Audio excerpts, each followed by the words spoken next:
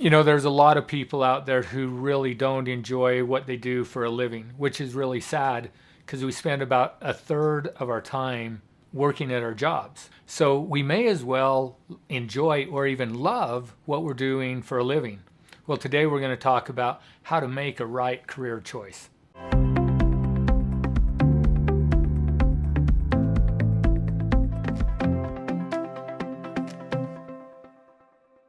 One of the biggest decisions that any of us will make in our life is, what do we want to do for a career?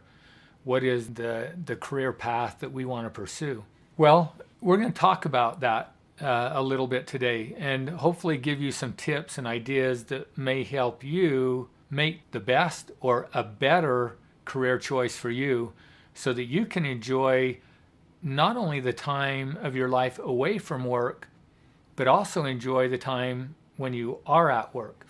So let's start by just remembering that everything we do for a reason, or we wouldn't do it. The problem is that the majority of the time we're on autopilot, which means it's the subconscious part of our brain that's doing the thinking and driving our behaviors. And try as we might, we're not very successful at changing that. Only about 10% of the time are we consciously aware of what we're doing and why we're doing it. So even the decisions and choices that we make in our life, oftentimes we're making those, at least in part, because of what's going on in the subconscious part of our brain. Most of what we do, we've been conditioned to do. So not only are we conditioned in our behaviors, but we're also conditioned in our thoughts, and we're conditioned in our emotions and with our beliefs. So think about some of the beliefs that you have about a job. First of all, is a job something that you believe or have thoughts about that is something that you have to do, or is it something that you get to do?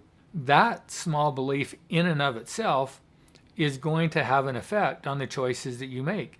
Because think about this, in life, whenever we have to do something, what does that mean? When we have to do something, is it something that we want to do, or is it something that we feel like we are being forced to do? It's more like something that we're being forced to do. So if I have to get a job and I have to go to work, subconsciously that's telling me this is something that I don't want to do. If it's something that I don't want to do, am I going to enjoy it? Probably not. And especially because, again, 90% of the time we're on autopilot. We're in the subconscious, and I've conditioned myself that work is something that I have to do. It's not something that I want to do. It's not something that I enjoy. And in my words throughout the day, in my conversations with others, whenever I think about work, it's going to be something that I have to do, not something that I enjoy doing. That's one thought. Another is, what is it that influences your decision about what you want to do for a living? Is it that you're thinking about the money? So I want to earn a certain amount of money because if I have this money, then my life is going to be better, which ultimately means I'm going to be happier. So that would, if we follow that belief all the way back down, it says that money equals happiness.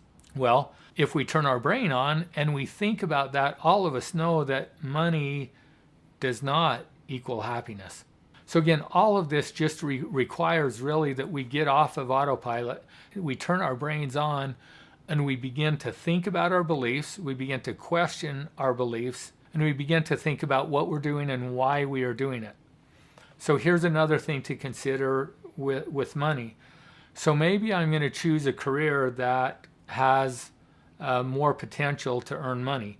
So I may want to be a doctor. I may want to be a lawyer. I may want to be a dentist. So there are a lot of careers that tend to be higher paying careers. But think about this. Is every doctor rich? Is every dentist rich? Is every attorney rich? And by rich, I'm just using that in a general term of, having all the money that they want. Well, when you think about that, you know that that's not a true belief. There are some attorneys that make lots of money. There are other attorneys that can't make a living. There are some dentists whose practices do really, really well, and others that are just struggling to get by. You can take any career path and you can find people that are successful and people that are unsuccessful or less successful. So if we just question that belief that the reason that I want to follow this career path is because I can make more money, and if I have more money, I'm going to be happy, it's a false belief. And you're probably going to end up being disappointed or unhappy in your life because I'm spending so much of my time doing something that I don't enjoy doing, that I thought was going to bring me the income that I wanted, and that income would translate into happiness into my life. Doesn't work that way. That's tip number 2. Just be aware and look at, why is it that you're doing what you're doing? Another thing may be, I want to be a school teacher because maybe that's an easier job because I have summers off, or I'll be home when my kids are home after school, or whatever that belief is. So maybe I'm looking for the easy way out. I'm looking for a job that allows me to have the lifestyle that I want, but it's not necessarily because I'm interested in being a teacher. Well, what you will probably find, if that's the reason that you chose that career, is because you think it's going to provide you the lifestyle that you want, but again, it's not something that you're really interested in. You will probably find that there are things about that job that you don't enjoy that are going to be an irritation or an annoyance to you, that is going to influence you to be unhappy in your life. That unhappiness will carry over into the other aspects of your life, and you'll end up finding out that this job that I chose because I thought it's going to allow me or help me to be happy is actually influencing me to be unhappy in my life. So here's what to do in order to find the career that is right for you. Is you got to figure out who you are, first of all. What is it that you're passionate about? What is it that you're interested in? What is it that you're good at? What is it that you love doing that you could do every day of your life, whether you got paid or not? Think about that. If you're doing what you love, is that a job or is that fun? And man, if you get to go and have fun every single day of your life, is that going to be a burden or is that going to be a joy? Is that going to be something that you look forward to?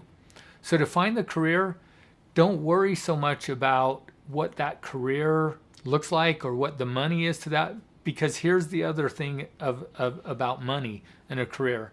You can also find people who are good at what they do, who make as much money as they need doing about anything. So there are teachers that make, or that are some of the wealthiest people in the world in which we live.